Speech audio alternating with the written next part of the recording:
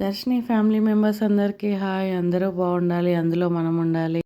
ఆహా ఏమి రుచి అనరామై మరచి రోజు తిన్నా మరి మోజే తీరనిది. నిజంగానేనండి, అది ఓపెన్ చేసి ఒకటి నోట్లో పెట్టుకొని చూస్తే నాకు అలాగే పాట గుర్తొచ్చింది. అందుకే అలా పాడేశాను. ఈ వంకాయలని ఎగ్ ప్లాంట్ అంటారు కదా, ఇంత పెద్ద వంకాయలని. మామూలుగా ఉండే వంకాయలు కాకుండా ఇవి ఒక్కొక్కటి 1/2 కేజీ పైనే ఉంటాయి. అట్లా మెత్తగా దూదిలాగా ఉంటాయి. ఈ వీటితో కాల్చుకొని పచ్చడి చేసుకుంటారట, కానీ ఇలా నేను ఒకసారి ట్రై చేస్తే చాలా చాలా నచ్చింది. మళ్ళీ మళ్ళీ చేసుకుంటున్నాను దాన్ని. ఇలా ఈ వంకాయని బాగా కడిగేసుకొని తుడిచేసుకొని ఇలా రౌండ్గా కట్ చేసి పక్కన పెట్టేసుకోవాలి. ఇంకా ఒక బౌల్ తీసుకొని దాంట్లో 2 స్పూన్ల ధనియాల పొడి,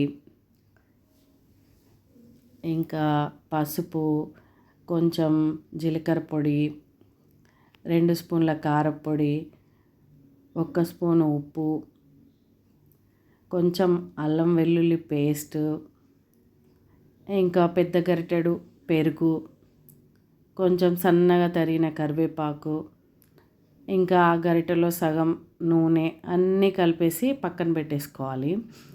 అది మనం కారం ఇదే విధంగా అని ఏమీ లేదు. ఎవరైనా ఎక్కువ తినే వాళ్ళు ఉంటే మనం వాళ్ళు తినే విధంగానే వేసుకోవచ్చు. నాకైతే ఇది కరెక్ట్గా సరిపోయింది. అది కలుపుతున్నప్పుడే గుమగుమ వాసన వస్తుంది. ఒక్కసారి మీరు చేసి చూస్తే దాన్ని అనుభవించవచ్చు. వీడియోలో అర్థం కాదు కదా. అయితే ఇంకా దాన్ని స్లైసెస్ని అన్నీ తీసుకొని మనము దానిపైన ఈ కలిపినది పెట్టేసుకోవాలి. అరిటాకుని ఇలా కట్టడానికి వీలుగా మనం ముందే కట్ చేసి పెట్టుకోవాలి. దాని మధ్యలో ఈనెల్లాగా వస్తాయి. దాన్ని తీస్తే మనకు తాడులాగా తయారవుతుంది. సన్నగా తీస్తే దీన్ని మనం కట్టడానికి వాడుకోవచ్చు. అది తీయడం రాకపోతే మనం దారంతోనైనా కట్టుకోవచ్చు.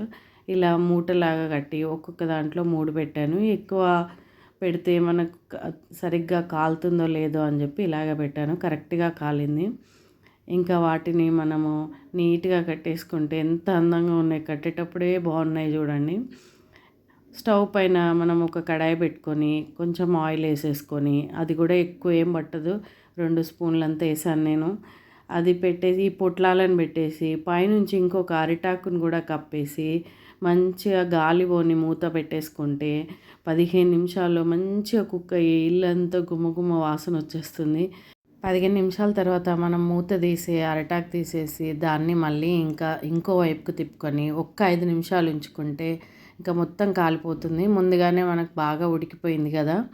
ఇలా ఉడికిన తర్వాత మీకు తెలుస్తుంది కదా, అరిటాకు అంతా ఇలా కొంచెం కాలినట్టుగా అవుతుంది. అది ఇంకా ప్లేట్లో పెట్టుకొని ఇప్పి చూస్తే మాత్రం సూపర్గా అనిపిస్తుంది. మనం ఊరికే కూడా తినేయచ్చు, అన్నంలో కలుపుకొని తినేయచ్చు, సాంబార్తో అయినా అంచుకు పెట్టుకొని తినేయచ్చు. మీరు ఒక్కసారి చేసి చూస్తే మీకు అర్థమవుతుంది. పన్నీర్ టిక్కలాగా మెత్తగా బాగుంటుంది. ఒక్కసారి ట్రై చేసి చూడండి. ఇక్కడ ఈ వీడియోలో కనిపించినట్టుగానే నా వీడియో కింద కూడా ఇవే సింబల్స్ కనిపిస్తాయి. మీకు ఈ వీడియో నచ్చినట్టయితే ఈ థమ్స్ అప్ సింబల్ని ప్రెస్ చేయండి. సబ్స్క్రైబ్ చేసుకోవాలి అనుకుంటే సబ్స్క్రైబ్ బటన్ నొక్కండి. బెల్ ఐకాన్ నొక్కితే నా వీడియోస్ అన్ని అప్డేట్స్ మీకు వస్తాయి.